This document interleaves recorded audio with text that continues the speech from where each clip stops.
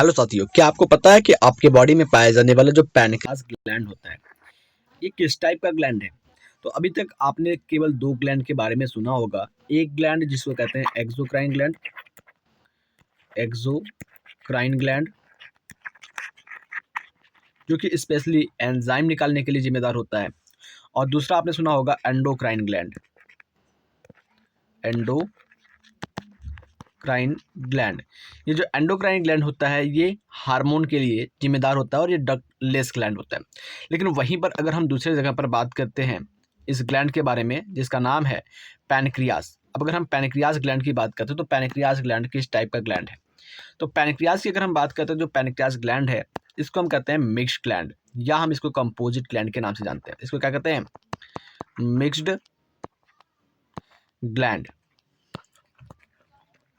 या इसी को हम कंपोजिट ग्लैंड के नाम से जानते हैं। अब ऐसा क्यों इसको कहते हैं? तो इसके पीछे का रीज़न ये है कि जो आपका पैनक्रियाज होता है, ठीक है, ये आपका एक्सोक्राइन और एंडोक्राइन दोनों ग्लैंड की तरह काम करता है। मतलब ये ज़रूरत पड़ने पर एंजाइम भी निकालता है और हार्मोन भी निकालता है। पैनक्रियाज के अंदर की जो सेल्स होती है, अंदर का जो हिस्सा होता है, वो बना होता है लैंगरहैंस सेल्स का, या लैंगरहैंस से बना होता है। अगर एक पैनक्रियाज में लैंगरहैंस की बात करते हैं तो जिसकी संख्या होती है 1 से 2 मिलियन तक। और अगर हम लैंगरहैंस की बात करते हैं तो लैंगरहैंस जो होता है वो 2 टाइप के सेल से बना होता है, ठीक है। एक अल्फा लैंगरहैंस होता है या अल्फा सेल्स होता है, और दूसरा होता है बीटा लैंगरहैंस यानी कि बीटा सेल्स होता है। तो यहाँ पर अल्फा और बीटा की बात करते हैं तो जो आपका अल्फा लैंगरहैंस का सेल होता है या अल्फा सेल्स होता है वो सिक्रीट करता है ग्लूकेगॉन को, ठीक है। वो क्या करता है? ग्लूकेगॉन को सिक्रीट करता है। वहीं पर दूसरे नंबर पर अगर हम बात करते हैं जो बीटा सेल्स होता है वो सिक्रीट करता है इंसुलिन को। ग्लूकेगॉन और अगर हम बात करते हैं इंसुलिन की तो दोनों के जो फंक्शन होते हैं वो अलग अलग होते हैं और दोनों ही क्या होते हैं? पेप्टाइड हार्मोन होते हैं, ठीक है। अब अगर हम बात करते हैं ग्लूकेगॉन, अब ग्लूकेगॉन की काम क्या होती है इसको भी जान लीजिए थोड़ा सा। ग्लूकेगॉन अगर हम बात करते हैं हाइपर और एक हाइपो होता है। अगर ग्लूकेगॉन हाइपर है यानी कि ज़्यादा मात्रा में है तो ब्लड के अंदर शुगर का जो मात्रा होगा वो ज़्यादा हो जाएगा, ठीक है।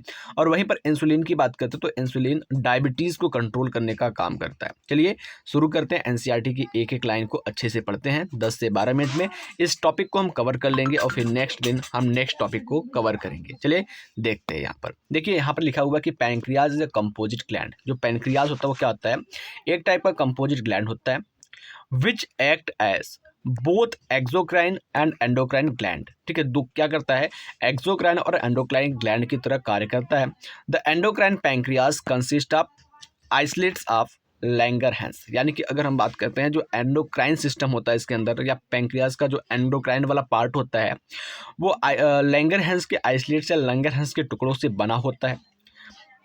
There are about 1 to 2 million islets of Langerhans. यहाँ पर अगर देखा जाए तो लेकर के 1 से 2 मिलियन तक लैंगरहैंस के जो आइसोलेट्स होते हैं वो पाए जाते हैं। आई होप आप इस चीज़ को अच्छे तरीके से समझ पा रहे होंगे। चलिए वहीं पर चलते आगे। इन अ नॉर्मल ह्यूमन पैंक्रियाज, एक नॉर्मल ह्यूमन के पैंक्रियाज में ओनली 1 और 2% ऑफ द पैनक्रियाटिक टिश्यू, ठीक है। जिसमें अगर हम बात करते हैं तो एक नॉर्मल ह्यूमन जो होता है उस नॉर्मल ह्यूमन के अंदर पूरे टिश्यू का 1 से 2% जो होता है वो लैंगरहैंस से बना होता है। आगे बात करते हैं। यहाँ पर लिखा हुआ है कि the two main type of cells in islets of Langerhans, यानी कि एक जो लैंगरहैंस होता है, लैंगरहैंस की जो आइसोलेट्स होती हैं वहाँ पर दो मुख्य टाइप की सेल पाई जाती हैं। एक आपकी अल्फा सेल्स पाई जाती है और दूसरा बीटा सेल्स पाई जाती है।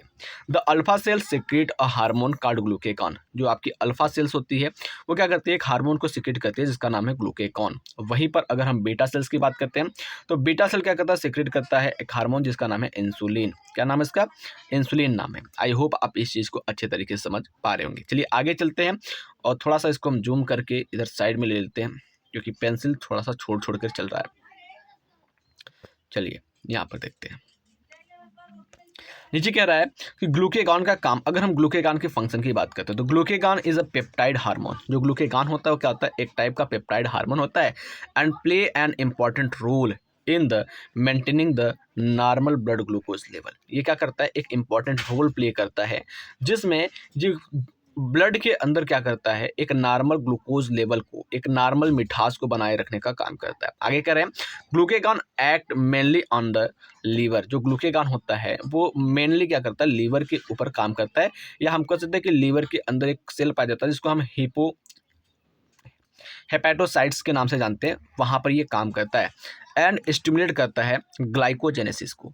और ये क्या करता है, ग्लाइकोजेनेसिस को स्टिमुलेट करता है। ग्लाइकोजेनेसिस क्या होता है भाई, ग्लूकोज, जो ग्लाइकोजेनेसिस होता है वो ग्लूकोज को ब्रेक डाउन करने की प्रोसेस होती है, उसको काम करता है। Glycogenesis resulting in an increase blood sugar, यानी कि अगर हम बात करते हैं तो ग्लाइकोजेनेसिस के द्वारा क्या होता है, जो हमारे ब्लड के अंदर शुगर लेवल होती है वो इंक्रीज होती है, तो इसको हम कहते हैं हाइपरग्लाइसेमिया। यानी कि हाइपरग्लाइसेमिया एक कंडीशन है। कभी कभी आपके एग्जाम में क्वेश्चन पूछता है कि व्हाट इज हाइपरग्लाइसेमिया। तो व्हाट इज हाइपरग्लाइसेमिया का मतलब क्या होता है भाई, हाइपरग्लाइसेमिया क्या होता है। तो हाइपरग्लाइसेमिया एक ऐसी कंडीशन होती है जब आपके ब्लड के अंदर ग्लूकोज की लेवल जो होती है वो इंक्रीज हो जाती है, उसको हम हाइपरग्लाइसेमिया कहते हैं। इन एडिशन दिस हार्मोन, अगर हम बात करते हैं जो आपकी हार्मोन्स होती है ग्लूकेगॉन, ठीक है, stimulate the process of glycogenesis. क्या करती है, ग्लाइकोजेनेसिस प्रोसेस को स्टिमुलेट करती है। कब, जब आपके ब्लड के अंदर शुगर की लेवल ज़्यादा हो जाती है तो जो आपकी ग्लूकेगॉन आती है तो वो क्या करती है, ग्लाइकोजेनेसिस को स्टिमुलेट करती है, जिससे जो ग्लूकोज होता है वो टूटना शुरू हो जाता है। Which also contribute to hyperglycaemia, जो क्या करता है, हाइपरग्लाइसेमिया में भी पार्टिसिपेट करता है। Glucagon reduce the cellular glucose, और ग्लूकेगॉन जो होता है वो क्या करता है, सेलुलर ग्लूकोज को रिड्यूस करता है, कम करने का काम करता है। अपटेक एंड यूटिलाइजेशन, ठीक है, उसका उपयोग करता है और उसको तोड़ने का भी काम करता है, शुरू से लेकर के उसके मतलब उसको शुरुआती से लेकर के उसके खत्म होने तक की ये सारी चीज़ें को करने का काम करते हैं। दस glucagon is a hyperglycaemic hormone, और इसीलिए क्या कहते हैं, ग्लूकेगॉन को हाइपरग्लाइसेमिक हार्मोन के नाम से भी जानते हैं। तो आप क्वेश्चन को याद रखिएगा कि व्हाट इज हाइपरग्लाइसेमिक हार्मोन। तो व्हाट इज हाइपरग्लाइसेमिक हार्मोन, तो ग्लूकेगॉन को हम हाइपरग्लाइसेमिक हार्मोन के नाम से ही जानते हैं। यहाँ पर देखिए जो हाईलाइटेड पॉइंट्स हैं, मोटे वर्ड में लिखे गए हैं, इनको आप विशेष रूप से ध्यान देंगे तो आपको फ़ायदा मिलेगा, क्योंकि ये छोटे छोटे पॉइंट्स जो हाईलाइट करके लिखे हुए हैं ये आपके एग्जाम के लिए और आपके नॉलेज के लिए बहुत ज़्यादा ज़रूरी होते हैं। चलिए आगे चलते हैं। लिखा क्या गया है कि इंसुलिन, अब अगर हम बात करते हैं जो आपकी बीटा सेल से निकलती है उसको हम इंसुलिन कहते हैं, और इंसुलिन का क्या फंक्शन होता है और इंसुलिन क्या होता है। इंसुलिन की बात करते हैं तो insulin is a peptide hormone. Insulin में क्या, एक टाइप का पेप्टाइड हार्मोन है, ठीक है, which play a major role in the regulation of the glucose homeostasis. यानी कि अगर हम बात करते हैं जो इंसुलिन होता है वो भी क्या करता है, ग्लूकोज के रेगुलेशन करता है, ग्लूकोज के होमोस्टैटिस को रेगुलेट करने का काम करता है। मतलब ये भी ग्लूकोज को मेंटेन करने का काम करता है, जैसे कि आपका ग्लूकेगॉन हाइपरग्लाइसेमिया में क्या कहते हैं उसको, ग्लाइकोजेनेसिस में काम करता है, ठीक इसी तरीके से यहाँ पर भी आपका इंसुलिन भी क्या करता है, ग्लूकोज को मेंटेन करने का काम करता है। Insulin act mainly on the hepatocytes and adipocytes cell of adipose tissue. Adipose tissue का मतलब क्या होता है भाई, जो आपके ब्रेस्ट के अंदर, जो फीमेल की ब्रेस्ट होती है या मेल का जो ब्रेस्ट होता है वहाँ पर एडिपोस टिश्यू पाया जाता है। वहाँ पर दो टाइप के आपके सेल्स होते हैं, ठीक है, हेपेटोसाइट्स और एडिपोसाइट्स होते हैं।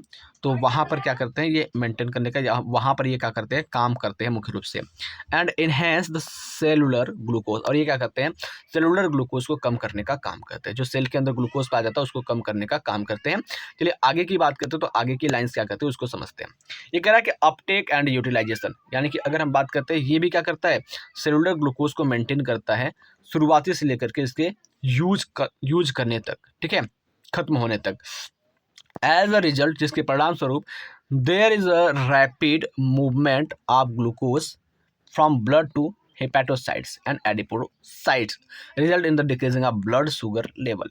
जिसका परिणाम क्या होता है कि जो आपका ग्लूकोज होता है वो बहुत तेजी से मूव करता है ब्लड से हिपैटोसाइट्स और एडिपोसाइट्स की ओर, जिसका परिणाम निकलता है, जिसका रिजल्ट निकलता है कि ब्लड के अंदर जो ग्लूकोज लेवल है वो कम हो गया है। Insulin also stimulate the conversion of glucose to glycogen, यानी कि इंसुलिन जो होता है वो हेल्प करता है जो आपकी बॉडी के अंदर, जो आपके ब्लड के अंदर ग्लूकोज होता है उसको ग्लाइकोजन में कन्वर्ट कर देने में, ठीक है। ग्लाइकोजन में जब कन्वर्ट हो जाएगा तो ग्लूकोज की मात्रा कम हो जाएगी इन द टारगेट सेल, किसी टारगेट सेल के अंदर जो ग्लूकोज ज़्यादा होती है ना, जो ग्लूकोज की मात्रा ज़्यादा होती है, उस ग्लूकोज को क्या करता है, ये जो आपका इंसुलिन होता है उसको ये कर देता है ग्लाइकोजन में कन्वर्ट, ग्लाइकोजन में क्या करता है, कन्वर्ट कर देता है, जिससे क्या होती है, जो ग्लूकोज की लेवल होती है वो क्या होती है, मेंटेन हो जाती है। तो आई होप आप इस चीज़ को अच्छे तरीके से बाकायदा समझ पा रहे होंगे। चलिए आगे की पॉइंट्स की अगर हम बात करते हैं तो आगे की पॉइंट्स क्या कह रही है, the glucose homeostasis in blood is दस मेंटेन। और इस तरीके से क्या होता है, जो होमोस्टैटिस ब्लड होता है, ब्लड के अंदर ग्लूकोज की मात्रा होती है वो मेंटेन हो जाती है jointly by the two insulin and glyco glucagons, ठीक है। और ये हमारे ब्लड के अंदर जो ग्लूकोज का होमोस्टैटिस होता है उसको मेंटेन करने में हेल्प करती है हमारी इंसुलिन और ग्लूकेगान, ये दोनों हार्मोन मदद करती है। अब अगर हम बात करते हैं तो यहाँ पर एक नए चीज़ की बात करते हैं, तो वो कह रहा है कि प्रोलॉन्ग्ड हाइपरग्लाइसेमिया, अगर हाइपरग्लाइसेमिया जो है वो काफ़ी लंबे समय तक चले, कहने का मतलब ये है कि आपके ब्लड के अंदर जो शुगर की मात्रा है, जो आपके ब्लड के अंदर ग्लूकोज की मात्रा है वो एक लंबे समय तक रहे, तो ये क्या कर सकता है, कौन से डिसऑर्डर को उत्पन्न कर सकता है। तो नॉर्मली आप सभी जानते हैं कि जब ब्लड में शुगर की लेवल बढ़ जाती है तो डायबिटीज़ नाम का डिजीज़ होता है, जिसका पूरा नाम है डायबिटीज़ मिलेटस। तो वही चीज़ यहाँ पर हम आपको समझाने वाले हैं, तो इसको आप देखिएगा।